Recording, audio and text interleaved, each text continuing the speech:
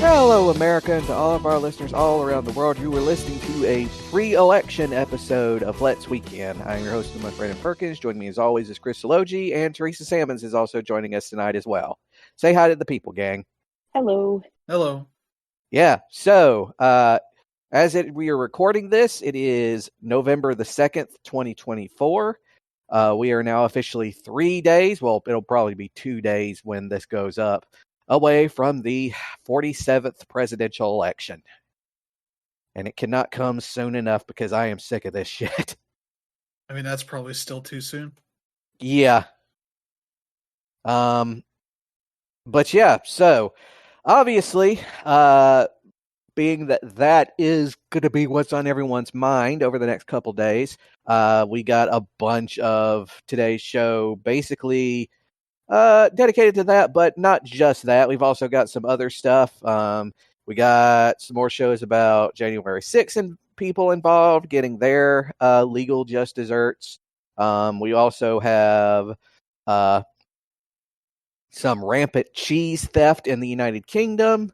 We also have shenanigans happening over at the Washington Post. And of course, as always, we've got our entertainment section with a bunch of announcements and trailers to look at and discuss. All that and more on this week's episode of Let's Weekend. So, with that out of the way, before we get into the meat of it, we shall, as is tradition, talk about all the things we've been doing up to this point this week. And as also is tradition, we start with Chris. Chris, what have you been doing this week? Mostly working. Been pretty busy this week, so haven't had a ton of time for things. But I managed to watch some stuff. I watched Agatha All Along. I finished that up. As the last episode's up, which ended very well. Turned out to be kind of a very good follow-up to WandaVision, focusing on Agatha Harkness and some of the stuff going on there. And yeah, turned out to be quite a good show. And a good like Halloween kind of show as well, with plenty of spooky vibes and all that. So yeah, definitely recommend checking that out if you enjoyed WandaVision and want some follow up there. Though you obviously don't get anything with the Scarlet Witch, but everything else you kind of get some cool stuff there. But yeah, let's see. Also been watching Pokemon, the original show, which I think they call Indigo League. It's on Netflix. And boy, like 20 episodes in, they do not pull punches. This will be about within the first month of starting watching it as a kid. They decide to have a big episode where Butterfree leaves the party to go with a mate. And that's played off as a very kind of emotional scene and all that. And it's like, man, you're doing this to children like weeks after they get into the show. Yep. That's some fucked up shit there. And then like a little bit later, Pikachu gives up his Primeape, I think, because it's going to go become a professional fighter. With a little less fanfare there, but at that point, like, oh, he's hemorrhaging Pokemon now. What the hell's going on? Manages to catch a muck, which stinks in the Pokeball, so he sends that off to Professor Oak to deal with. And it's like, oh, he's not. I don't know if he has a full 6 Pokemon roster at the moment where I'm at, which I just watched the Ditto episode. This show like gets into some really Saturday afternoon cartoon kind of shit. There's the previous episode with the bike gang, as Ash is trying to deliver medicine to the nearby Pokemon Center, and they get into a tuffle with the local bike gang and all that, and that's just a weird episode. Especially as you find out that Jesse and James were in there at one point. That James needed training wheels when he was in the bike gang, which I was like, okay, this is some weird stuff, but whatever. But yeah, that's been fun to kind of dip into as I'm doing some other stuff. And then I've caught up on Dragon Ball Daima, which are now finally 3 episodes in, starting to get to the meat of the show, versus having this kind of introductory stuff at the very beginning, introducing the bad guys and all that, and the premise of what's going on. To them actually turning into kids and trying to figure out what's going on. And that Dende has been taken by the Demon Realm people, and that being a bad thing because there's obviously no protector for the Earth. But also everybody has been turned into kids, though the wish doesn't make any sense because I believe they specifically say everybody that fought Majin Buu turned into children, but like Chi-Chi gets turned into a kid, Bulma, a bunch of these side people that did not actually fight him. So I don't know what the logic is there, other than they're just trying to create like a new Dragon Ball GT, essentially, with some new adventure to go on that you can easily toss aside because the notion of this journey that happens between the end of the Buu arc and the last few episodes with Oob, in that time period, that's like easily thrown away. But yeah, that's been fun to kind of see some actual progression of Goku in the Demon Realm. So there's like some weird elements of it, like the none of them can fly super well because they're not used to flying in their small bodies, so that supposedly throws them off. So like Goku nearly flies off the lookout, like that, and I'm like, wait, he can fly, and he eventually just flies off to do his own thing to go find his power pole. But yeah, it's like he's still having trouble, like apparently potentially falling off of things, even though he can fly still. Like if you're flying out in the open, there's no real danger there, but they're just weird about it. Yeah. I guess probably trying to create some friction against, like, why don't they just do this or this? They're still not supposedly well tuned for doing things as kids, as far as fighting and all that. So yeah, but it's pretty decent so far. But I think these 3 episodes are the ones they're going to release into theaters with the dub versions. So that'll be interesting. I don't know if I'll go for that kind of thing, but that could be neat. But yeah, that's been pretty much what I've been watching. For things I've been playing some more Rocket League. Their Haunted Hallows Halloween events still going on for a few more days. Which this time they're not really sponsored or partnering with any sort of horror movie IP or anything like that. They're like partnered with Marvel for Spider-Man and Venom, essentially, which is like it's getting some flack on that kind of stuff where it's like, this isn't really Halloween vibes. It's not like Stranger Things or Ghostbusters or something like that. At least has a bit more going on there for that kind of season, but I can see like the Venom thing, but it's probably more tying into the movie coming out than anything. So, but yeah, that's been fun. And then yeah, Vampire Survivors. They just put out their new DLC for Castlevania, and I'll talk more about this on Day Zero. But it's some of the most ridiculous DLC I've seen in a while that they've done. Because it is just let's say having all the Castlevania stuff in it just lets them kind of go overboard with a lot of things. And the map is pretty well done for being kind of exploration-y in the way that's, the Symphony of the Night kind of entries into series have, but doing that in Vampire Survivors is pretty silly in a lot of ways. Having you have to like spawn in bosses to beat them to open up more areas to get through the castle and all that is just pretty well done, and they do some nice stuff inside those castles, so you get a lot of good Castlevania sound effects and such, and weapons and characters. You find out who the hell Leon Belmont is, which I would figure most people probably don't know which game that character is in. And it's Lament of Innocence, the PS2 game. He's the earliest Belmont. So yeah, but that's been pretty much what I've been doing. So how about you, Teresa? Yeah, Teresa, what about you? Well, probably the most important thing I did this week was go and early vote. So that is done. All of my family that I think is going to do it has done it. So we got that out of the way. And then it was time to enjoy Halloween. So we did a lot of themed TV and some movies. Well, one of them, not really a movie, but kind of. Everybody does, Charlie Brown. That we did that. We also do the old Disney one, The Legend of Sleepy Hollow, with Bing Crosby.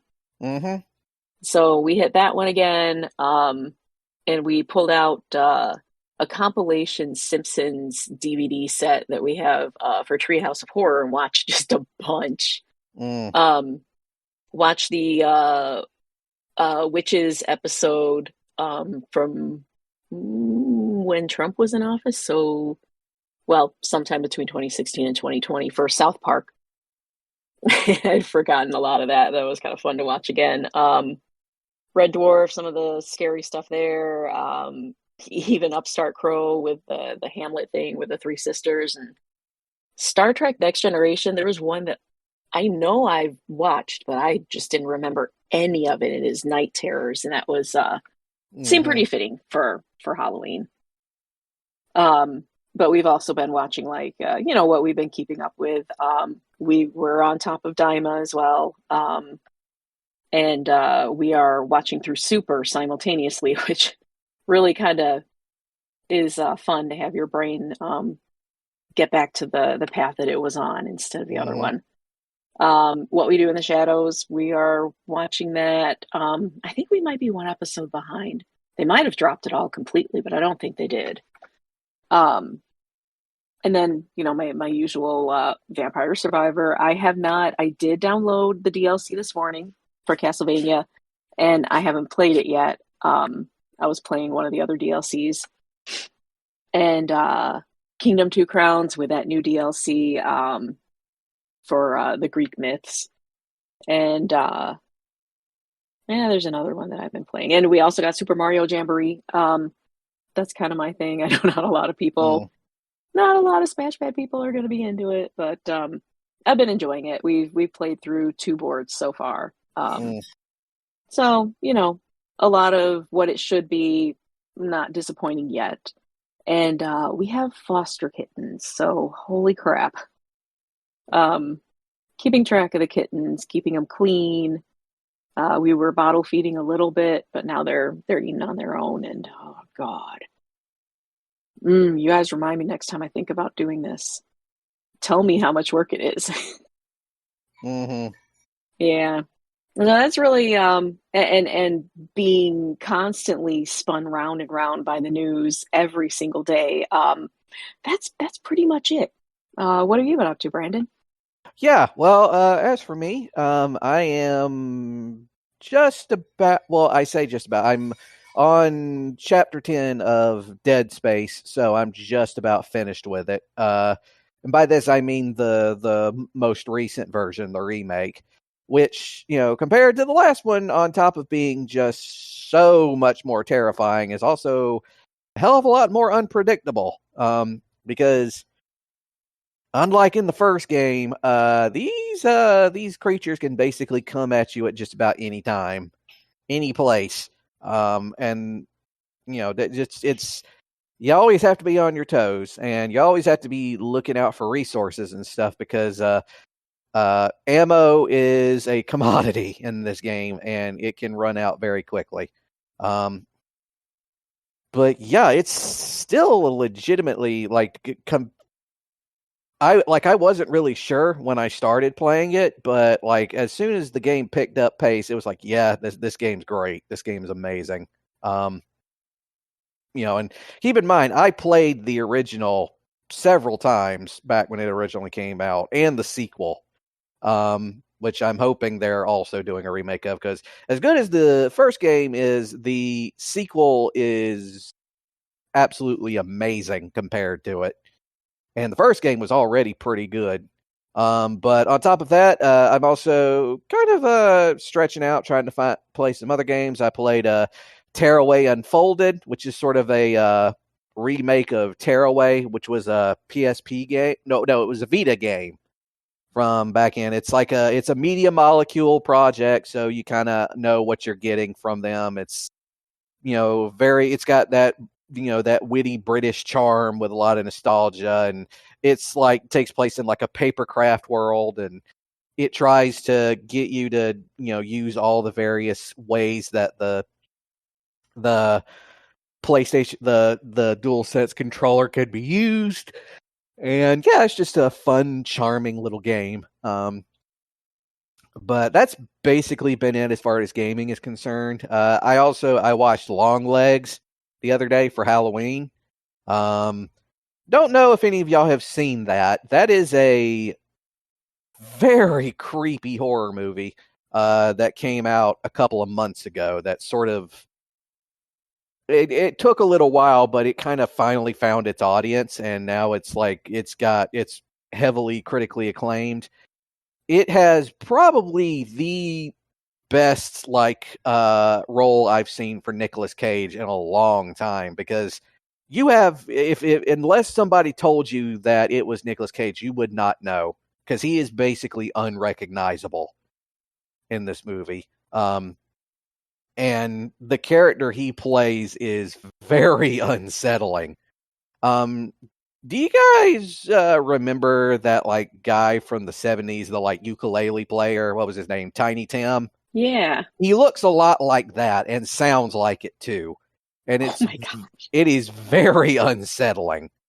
And there's only 1 or 2 seconds in the whole movie where he'll say something, or something in his cadence will change, and you'll oh, that is Nicolas Cage.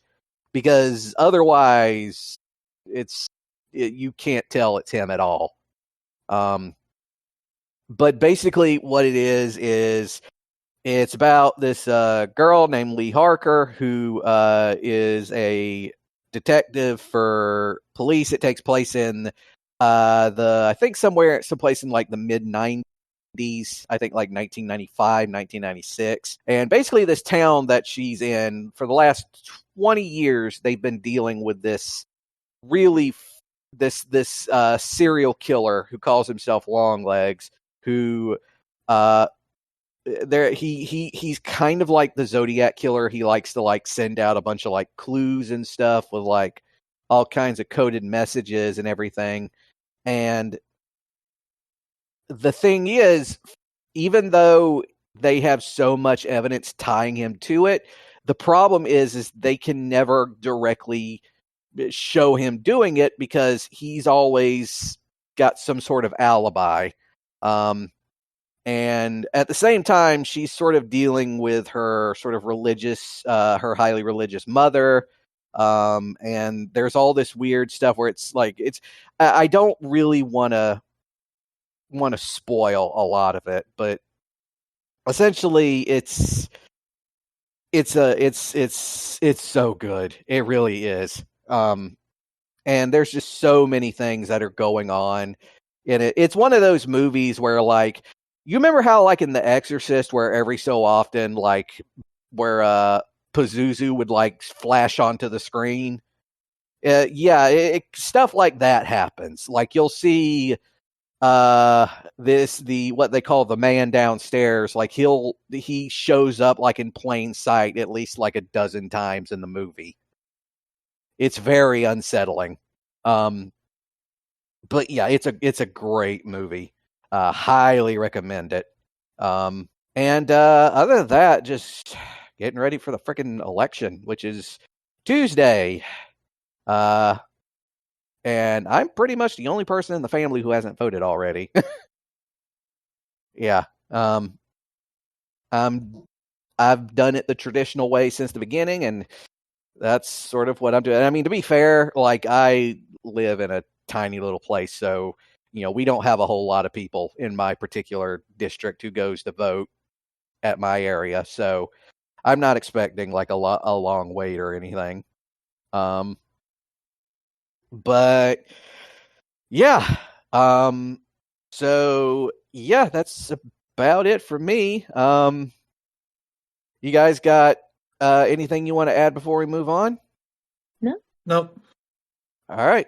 So with that out of the way, it is now time for everybody's favorite part of the show, Brandon's Random Factoid. And this week, considering the subject at hand, I wanted to do a little bit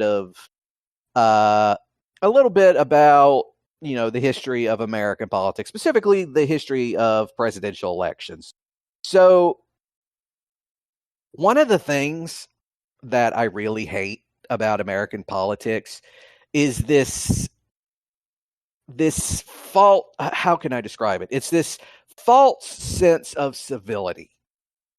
This idea that, when you're in an election, like there's this, like, especially, and this is especially true with like Congress, especially where they're constantly trying to get onto each other about like, oh, you don't say that. It's uncivil. We're supposed to be better than that. And it's bullshit.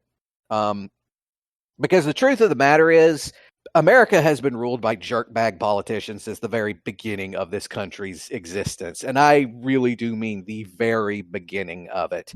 We think about the idea like, okay, yeah, Donald Trump, he's an asshole.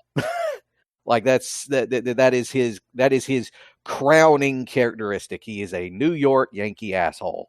And he's vulgar, he's crass, we all know that. But the thing is, despite the fact that his language is very vulgar and crass, the thing about him, his rhetoric and everything is unfortunately not new in American politics. It's always been there. And to prove it, I can go all the way back to the very first contested presidential election in American history. And that was the fourth presidential election of 1800 between Thomas Jefferson and John Adams.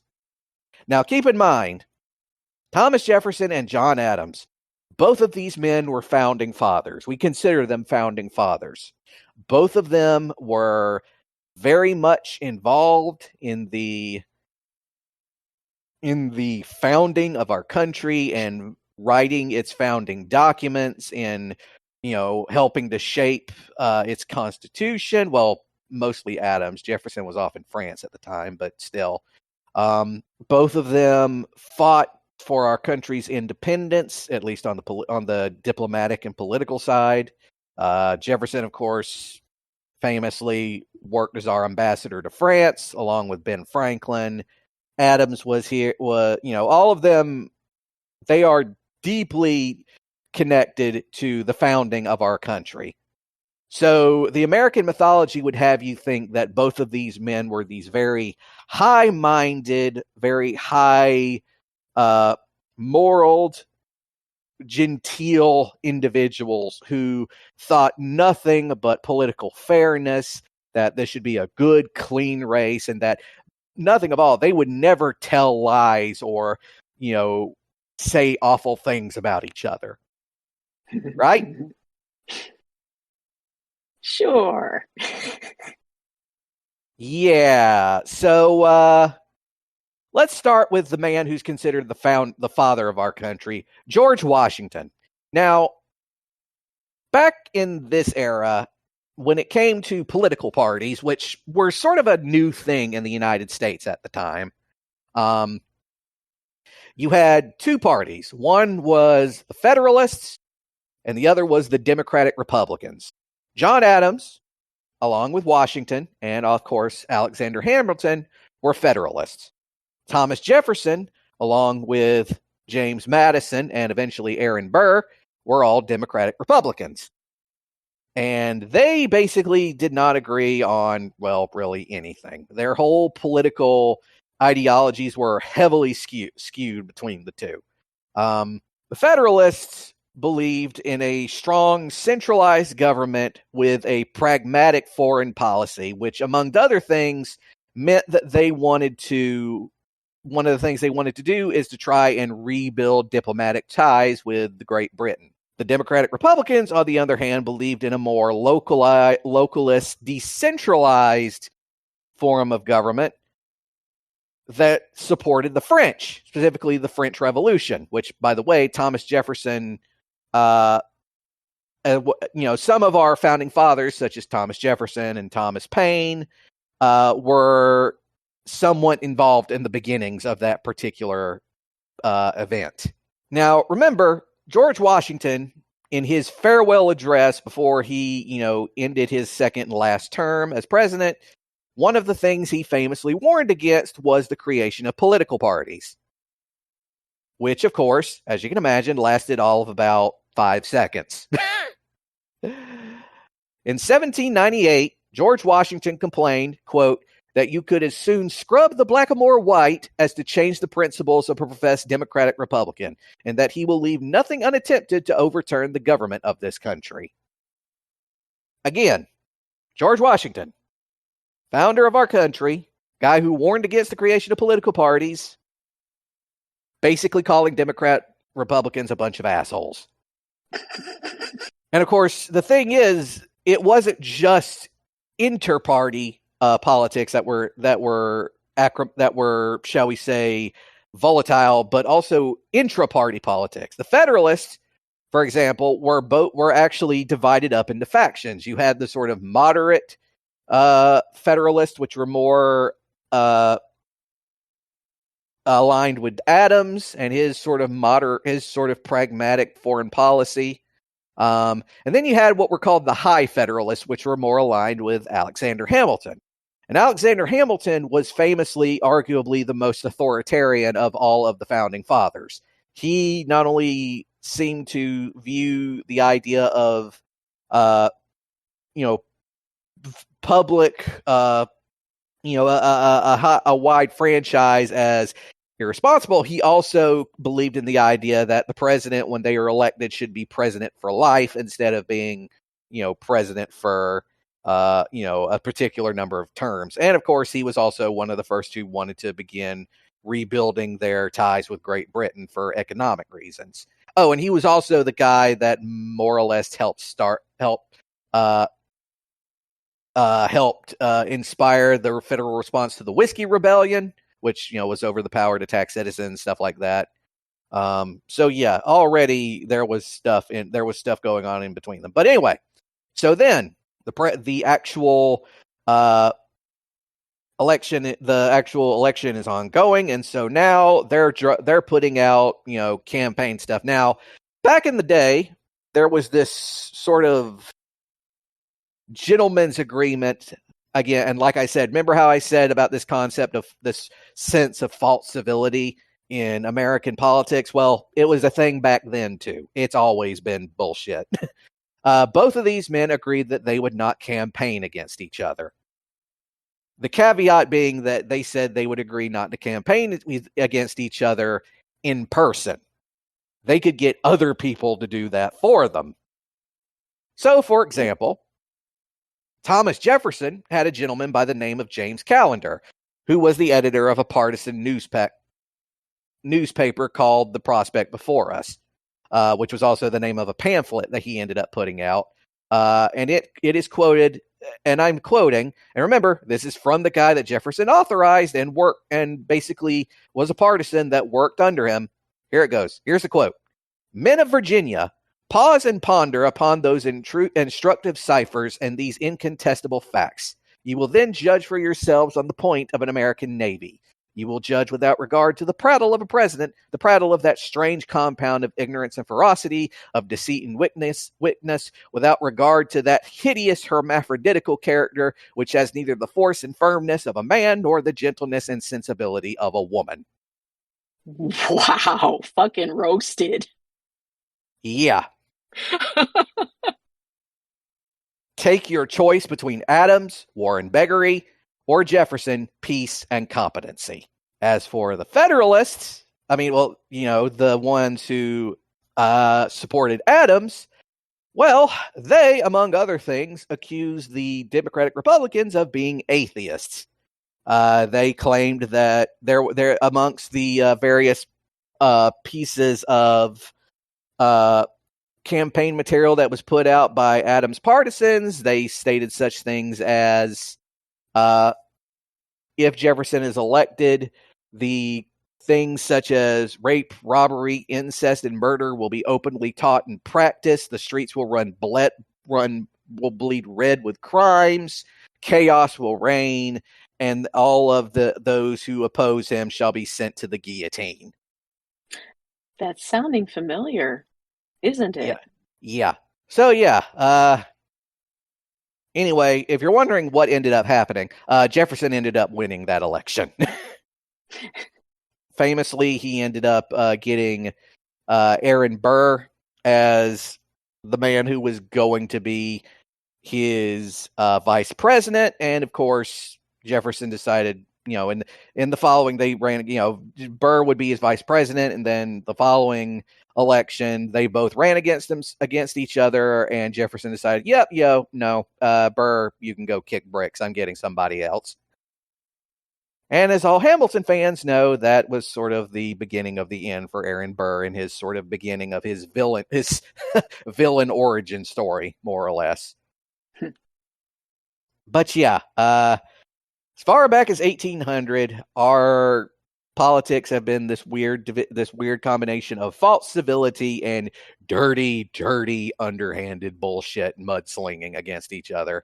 It's always been like that. It's never been different. Even as far back as the very men who founded this country. And that has been yet another installment of Brandon's Random Factoid. Yeah. So, anyway, moving on from there, it's now time to move on to the show proper. And as always, with the show proper, we start off with our assholes of the week. And we start off with the just a batshit crazy rally that former President Trump held at Madison Square Garden, which, among other things, started off with a insult comic going on stage and basically talking shit about Puerto Rico. That wasn't the only thing he said. It's just the one that ended up getting the most attention. And it basically turned pretty much the entirety of Puerto Rico and all Puerto Ricans against him. It's caused Bad Bunny, J-Lo, Ricky Martin have all decided to endorse Kamala. Even Puerto Ricans who previously supported him have turned on him. Yeah. It's like, oh man, imagine if you'd listen to the things they said about other Latinos instead of just being like, well, that's not us.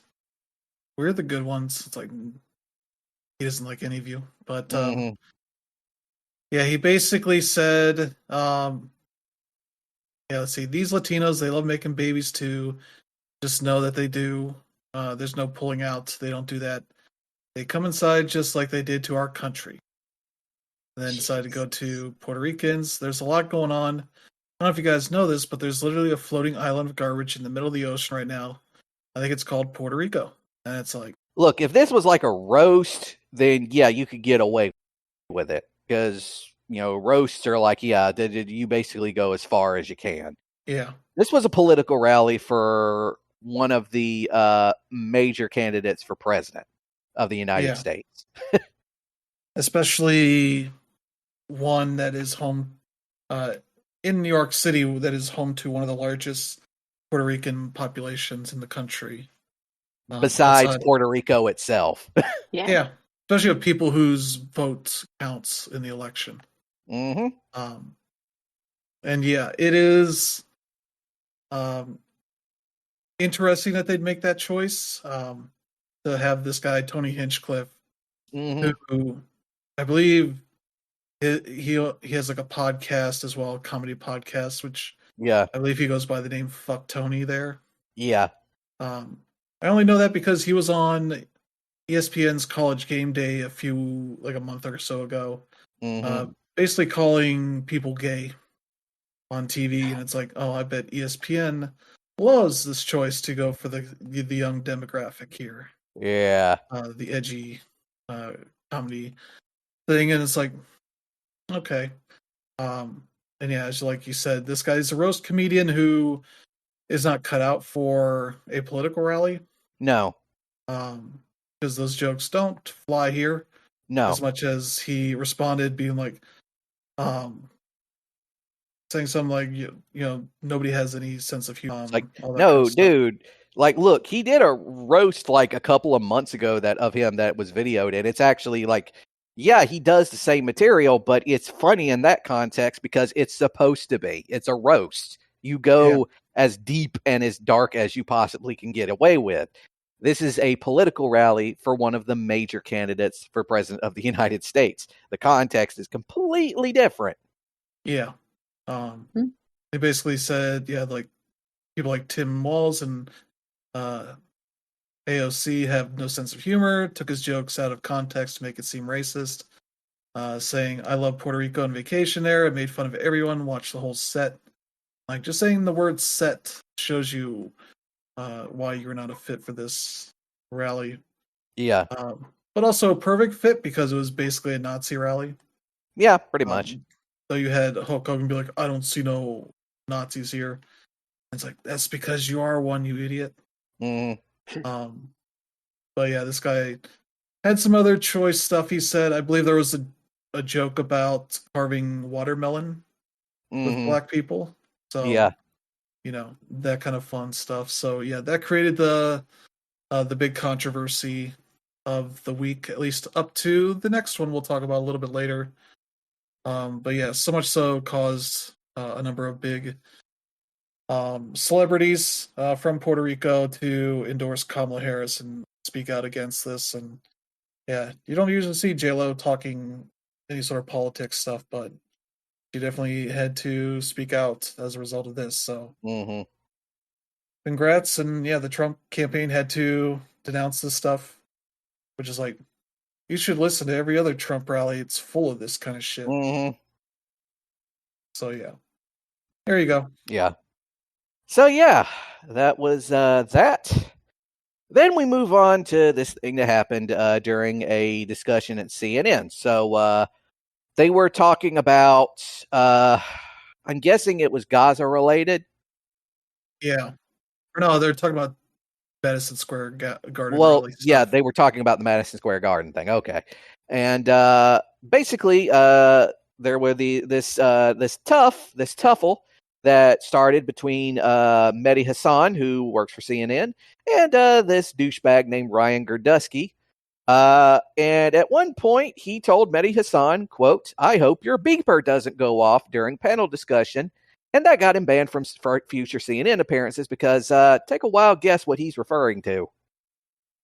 Yeah, the attacks on Hezbollah, which impacted a lot of civilians as a result. Yeah, this so much so that people were speaking, you know, against him during the rest of that talk. Oh, and yeah. CNN themselves put out a big statement shortly after saying there is just zero room for racism or bigotry at CNN or on our air. We aim to foster thoughtful conversations and debate, including between people who profoundly disagree with each other, in order to explore important issues and promote mutual understanding. But we will not allow guests to be demeaned or for the line of civility to be crossed. Ryan Gerdusky will not be welcome back to our network. Do you want to know what group this guy has affiliations with? What? The Project 2025 people. Yeah. So yeah, there you go. Yeah, and yeah, so that happened. And then we got this news that ballot boxes in 3 different states were all set on fire. Yeah. And the guy who did it may attack boxes again soon. Yeah. They're on alert for that. I believe there's more information in that article about the sort of car they may have, whatever they're looking for. I believe he didn't have plates on the front of the vehicle, but did on the back, but they were illegible from what video they had of it. But yeah, set off fires in 2 of them. One in Oregon, I think in Portland area, and one in Vancouver, Washington. where potentially hundreds of ballots were badly damaged, and they've put out the word in those areas to be like, hey, if you put your ballot in this box between X time and Y time, please get in contact with us. We'll send out new ballots, or you can pick up new ones, I guess, probably get them replaced. And they definitely had hundreds of people reach out and get new ones, so that's great. But yeah, this is some awful shit. And makes it seem like we absolutely should not be having these ballot boxes in places without cameras nearby watching it. Yeah. Just to reinforce the security measures for this stuff. But yeah, well, hopefully this guy will be found and prosecuted for his attempts at probably voter intimidation and destruction of property and all that. Yeah, they believe he has probably plenty of experience in metal fabrication and welding based on the devices that were used for this. So yeah, hopefully they get found out. And also the devices might have had the message "Free Gaza" on it, so they're investigating whether that was to mislead or what. Yeah, I could see easily being some right-wing guy putting that on there and be like, oh, see, it's the leftists trying to stop, try to, cheat in this election. It's like, I don't know. Yeah, so that shit happened. And then we move on to this. Jay Johnston, the actor probably best known for voicing Jimmy Pesto on Bob's Burgers, has been sentenced to 1 year in prison for his role in the January 6th insurrection. Yep. Glad to finally get this guy sentenced, because he's been in the trial stuff for a while now. But yeah, he joined other rioters in a heave-ho push against police officers guarding a tunnel entrance to the Capitol during the January 6th riots. He also cracked jokes, interacted with other rioters as he used a cell phone to record the violence around him, which is always a smart. He did express regrets, I think, in this trial that he made it more difficult for the police to do their job on January 6th. He said he never would have guessed that a riot would erupt that day, and it's like, I don't know, buddy. You seem to be right in the middle of it all, but as he said to the judge, that was because of my own ignorance, I believe. If I had been more political, I could have seen that coming, perhaps. The judge who sentenced Johnston to 1 year and 1 day of imprisonment allowed him to remain free after the hearing and report to prison at a date to be determined. The judge said he recognizes that Johnson will miss out on caring for his 13-year-old autistic daughter while he's behind bars. But also said, but his conduct on January 6th was quite problematic, reprehensible, really. So yeah, that is that sucks for his daughter. But if that was a concern of his, he really should not have done what he did. It seems like if you have somebody like that to take care of, you should prioritize that over dumb shit you're looking to do. Yeah. And last for our assholes of the week, the guy that attacked Nancy Pelosi's husband with a hammer gets life in prison without the possibility of parole in a state trial. Good. But yeah, he's already been sentenced to 30 years in federal prison, so I assume he'll be in federal prison for 30 years until then he switches over to a California prison for the rest of his life. So yeah, San Francisco jury in June found David DePape guilty of charges including aggravated kidnapping, first-degree burglary, and false imprisonment of an elder. Before issuing the sentence, Judge Harry Dorfman dismissed arguments from his attorneys that he be granted a new trial for the 2022 attack against Paul Pelosi, who was 82 years old at the time. But the judge said, it's my intention that Mr. DePape will never get out of prison. He could never be paroled. Supposedly one of his defense attorneys asked him to consider his mental health and isolation that made him susceptible to online propaganda. When given the chance to address the court prior to his sentencing, he dressed in prison orange and with his brown hair in a ponytail spoke at length about September 11th being an inside job, his ex-wife being replaced by a body double, and his government-provided attorneys conspiring against him, saying, I'm a psychic.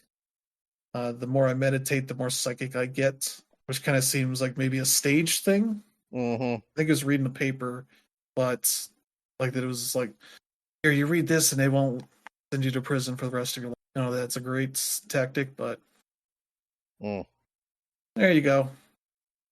You'll never have to think about him again. Yeah. So yeah, that was our assholes of the week, but we move on from there to our hero of the week, and that hero of the week is rapper Young Thug. He is a free man after what is basically the longest running criminal trial in the history of the state of Georgia, and it ended with him basically getting mostly just probation and some weird conditions that he's going to have to meet. Yeah, this was a weird trial. He was arrested on charges in a sprawling gang and racketeering indictment, which include like RICO charges and some other stuff revolving around being involved in running gangs and such. And it seemed like they didn't necessarily have the evidence that necessitated these charges because they spent a lot of this time from when they arrested him to finally giving him a sentence. That there's a lot of like dead time of them like fucking around a lot, trying to figure out what was going on. And so that ended up with him sort of being in the system for 2.5 years in prison, to where essentially he took a blind plea, I believe, meaning he was entering pleas without having a deal in place with prosecutors, sort of hoping that they would be lenient on him. He pleaded guilty to 1 gang charge, 3 drug charges, and 2 gun charges. He also entered a no contest plea to another gang charge and racketeering conspiracy charge. He had decided not to contest those charges, but could be punished as if he pleaded guilty. But yeah, he gave a total sentence of 40 years. The first 5 years would be served in prison, but that was commuted to time served for the last 2.5 years. Then he had 15 years on probation. And finally, a backloaded 20 years in prison will be commuted to time served if he complies with all the conditions of his probation. If he doesn't complete his probation successfully, he will have to serve those 20 years in prison. Prosecutors wanted Young Thug sentenced to 45 years with 25 years in prison, the remaining 20 on probation. Charges against him carried a potential maximum sentence of 120 years in prison. This is probably the prosecutor. Asked the judge for a 45-year sentence with 5 in prison commuted to time served and 40 years on probation. But basically the conditions is that he must stay away from the metro Atlanta area as defined by the census for the first 10 years of his probation, except for weddings, funerals, graduations, or a serious illness of an immediate family member. He can arrive 24 hours before the event and must leave within 48 hours after. But he must also return to the Atlanta area 4 times during each year of his probation to make an anti-gang, anti-gun violence presentation at a grade school, middle school, or high school, or at an organization like the Boys and Girls Club. Those visits count towards the 100 hours of community service he must complete during each year of his probation. That's a lot, 100 each year. He also cannot knowingly have contact with any member of a criminal street gang. The judge said that includes other people named in the indictment, with the exception of his brother and the rapper Gunna, with whom he has contractual obligations. He cannot participate in criminal street gang activity or promote any gang, including through hand signs. He also can't contact the victims in the case or their families. May not own a gun. Must not use drugs other than those prescribed to him. Must submit to random drug tests and must allow searches of himself and his property and electronics. So that's a lot. Wow. And I believe part of this, they were trying to submit evidence like lyrics from his songs that would prove that he was part of this gang and all that. And that was very much a contentious part of this whole thing. And so, yeah, the whole weird situation. Luckily, he is hopefully done if he's smart. And hopefully just deal with the probation stuff and all that and move on with his life. Yeah. But yeah, we'll see how this goes for him. But luckily, that whole weird chapter in Georgia history is done. So there you go. Yeah. So that was a bunch of bullshit. Anyway, Now, with that, we move on from the show proper to the proper show proper. And our first story for the night has to do with the, shall we call it outrage, after President Joseph R. Biden made a, quote, garbage comment in response to that comedian's Puerto Rico joke. Yeah. Yeah. Which is a whole weird situation because, obviously Biden has his own speech impediment stuff that probably interfered a little bit in this, but part of it also came through the transcript, the official transcript from the White House for this, which the word he used in this was supporters. And it's like, what does that include? An apostrophe or not?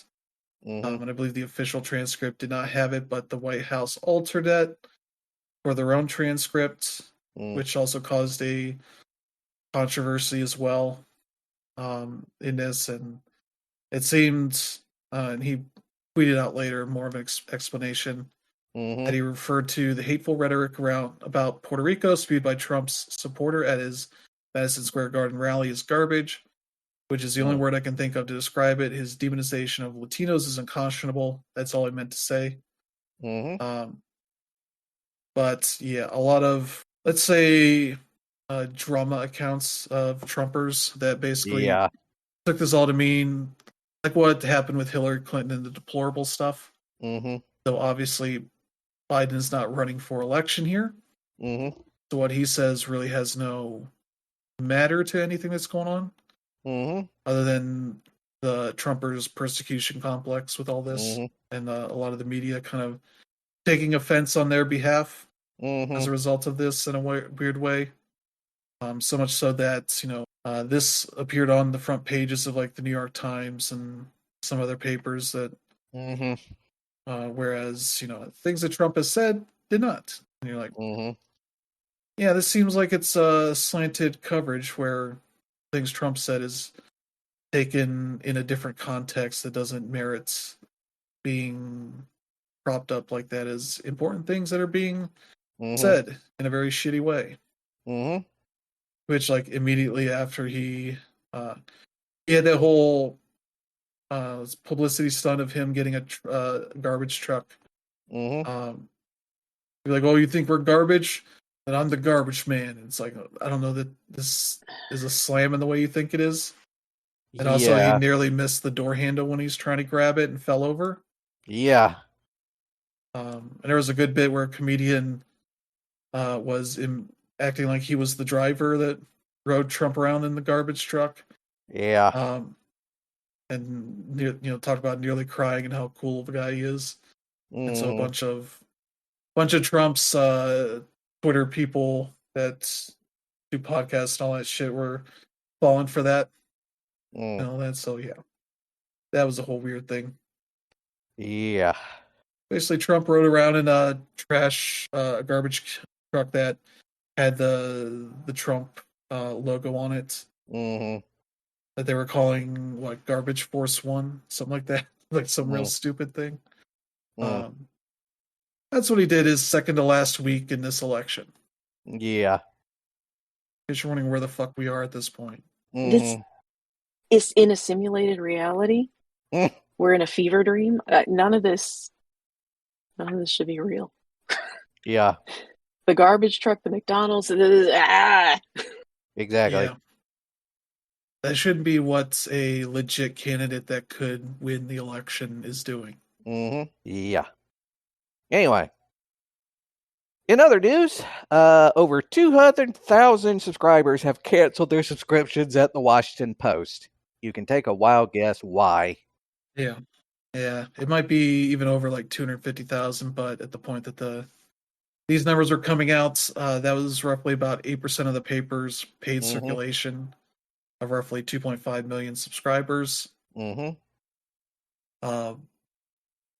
People essentially protesting Jeff Bezos blocking the editorial group's desire to put out an endorsement of Kamala Harris, as is tradition for every major newspaper, which increasingly is less and less of them. And it's not allegiance to a party or anything. It's just this is based on the proposals and whatnot that they have made. This is who we think is the candidate that our readers should select, or if they somehow have not come to the conclusion on their own. And he put out his own op-ed after this that was really weird about how he has never interfered with the things that's going on there. And it's like, I don't know how you can say this, but and expect everybody to believe it. And also talked about how his own other companies and their government contracts and such, that's a potential conflict of interest and all this. I'm like, one, you're not a journalist. You don't get to say we in all this. Yeah. And also, nobody likes you. Because you're just a extremely rich dumbass who thinks he should be playing a huge role in all this. That's just being the guy that pays for everything that's going on. Yeah. But he seems to want more conservative coverage in the paper and all that. And it's like, I don't know what that means other than just people making stuff up. There you go. Yeah. So that happened. Golly. And now from out of the UK, it's like one of those stories where it's like, it's so unbelievably British. Imposters stole thousands of pounds worth of posh cheddar cheese in the UK. Yeah. They apparently have arrested a 63-year-old man in connection with the quote-unquote cheese heist of 2024, in which tens of thousands of pounds of high-value cheddar were stolen from a major distributor. London-based retailer and cheesemaker Neil's Yard Dairy said it learned on Wednesday the suspect was in custody. The Metropolitan Police confirmed to NPR that a man was detained on suspicion of fraud by false representation and handling stolen goods. Over the past week, the British artisanal cheese community has been reeling after Neil's Yard Dairy announced it had been the victim of a sophisticated fraud, resulting in the loss of over 300,000 pounds worth of cloth-bound cheddar, the equivalent of more than $389,000 in the U.S. The thefts involved a fraudulent buyer posing as a legitimate wholesale distributor for a major French retailer with the cheese delivered before the discovery of the fraudulent identity. The thief made off with 950 wheels, over 22 metric tons, roughly 48,500 pounds of Halfhod, Westcombe, and Pitchfork cheddar. The wheels came from 3 different artisan suppliers across England and Wales. Between them, these cheeses have won numerous awards and are amongst the most sought-after artisan cheeses in the UK. The high monetary value of these cheeses likely made them a particular target for the thieves. And as they say here, the crime cuts deep. Cheddar, which originated in a village by the same name in Somerset, England, is the best-selling cheese in the UK and a big source of national pride. I guess Jamie Oliver got involved in this because he's a big fan of cheese. So yeah, this is. I like the notion of a company named Neil's Yard Dairy is somehow a huge maker of artisanal cheese, but there you go. That's England for you. Yep. So there you go. So yeah, that is probably the most British story we've had on the show so far. But yeah, so with that, we're now moving on to the entertainment portion of the show. And as far as entertainment is concerned, we've got this story. Toho has greenlit a brand new Godzilla movie from the director of Godzilla -1. Hell yeah. Yeah. That was a great movie. One of the rare opportunities they've had for a Oscar nomination, so why not go back to him? Takashi Yamazaki, who wrote and directed the surprise hit Godzilla -1, will return for the new one. He's once again hailing the VFX after winning the Academy Award for Best Visual Effects in 2023. So yeah, that's great news. I don't know if they have a time frame, probably a few years before a new one will be out, but that's great to see. I definitely love to see it being a follow-up of sorts. Because suffice it to say, despite them quote unquote killing Godzilla, he definitely regenerates at the end. Mm-hmm. So yeah. Yeah. And from there, Deadpool and Wolverine will be available on Disney Plus starting November 12th. Yep.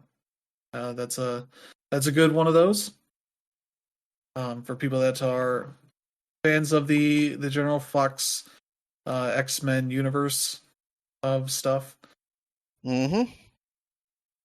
That is a good sort of farewell to that era of comic movies. Yep. So hopefully people will be able to check it out if they didn't get to in theaters.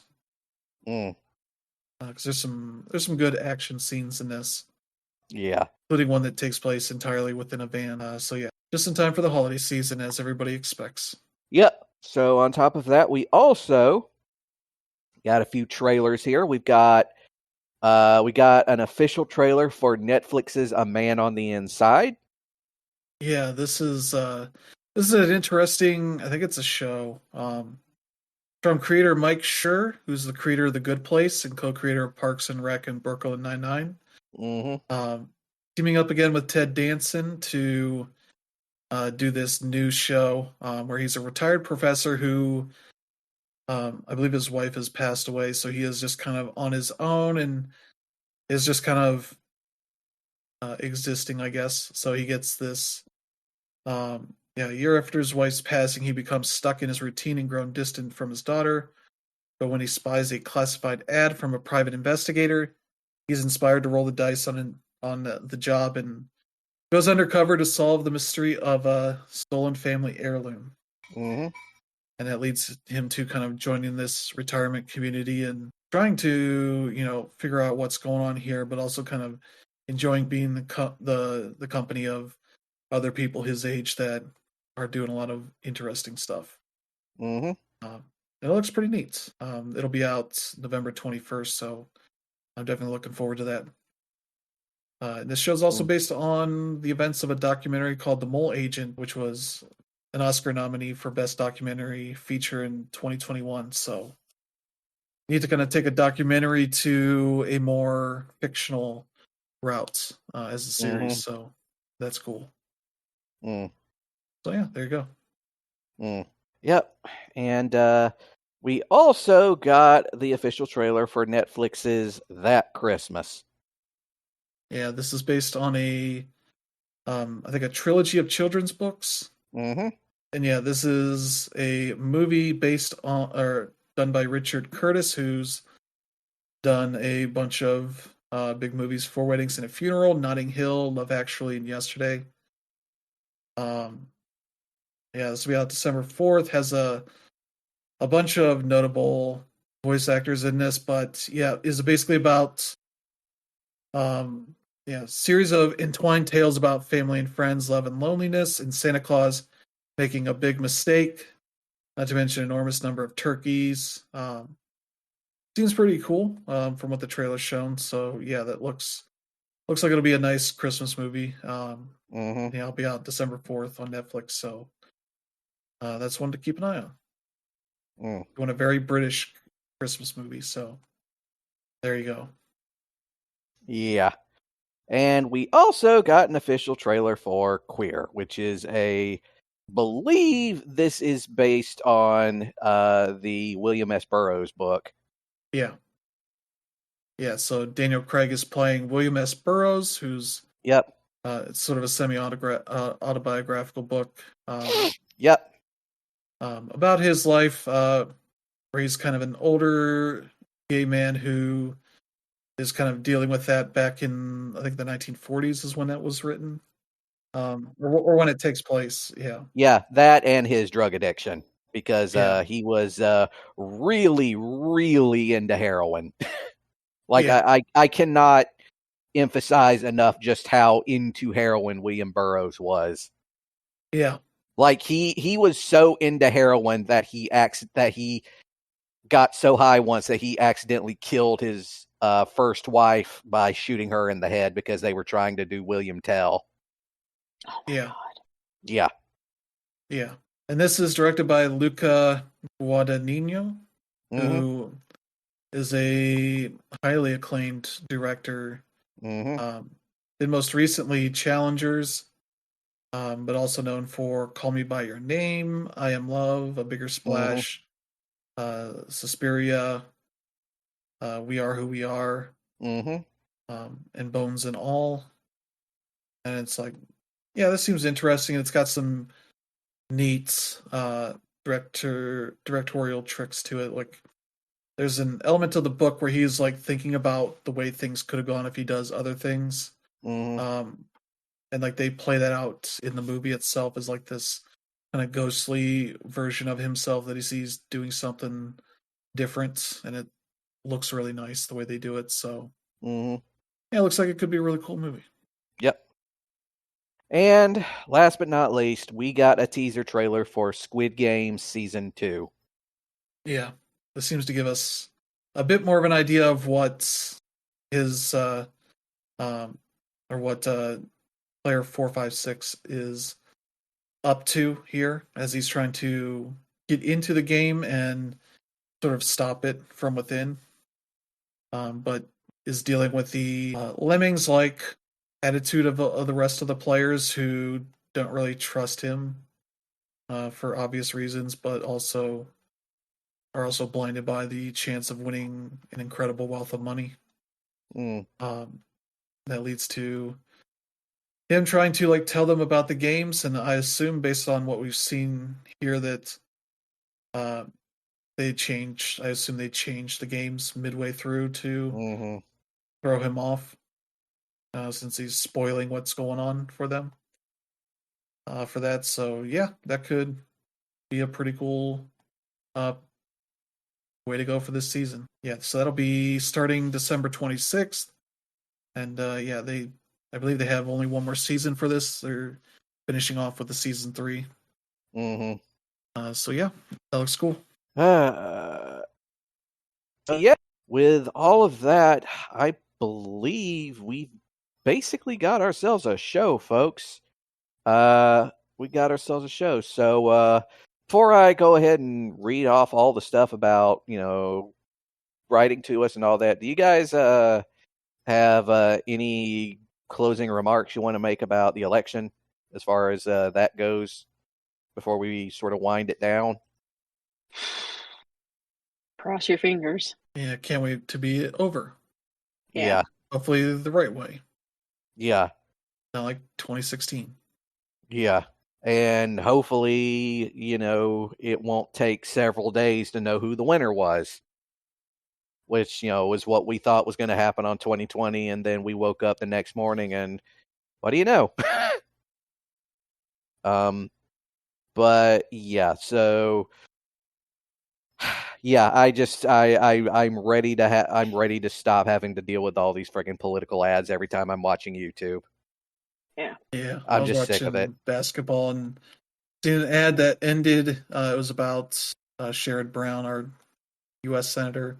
And it ended with, I forget what the line was. I think it's Sherrod Brown's for they them, not you, something like that. It was like this is a better line than it deserves to be for how transphobic it is.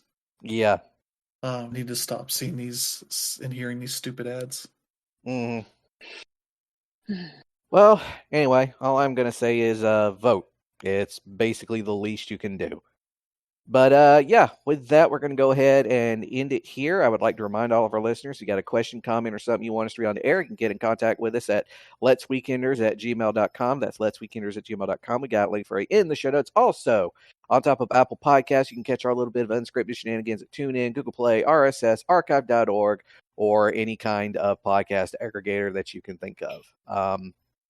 So we are going to go ahead and wind it down here. Thanks once again to Chris and Teresa for joining me on this little endeavor.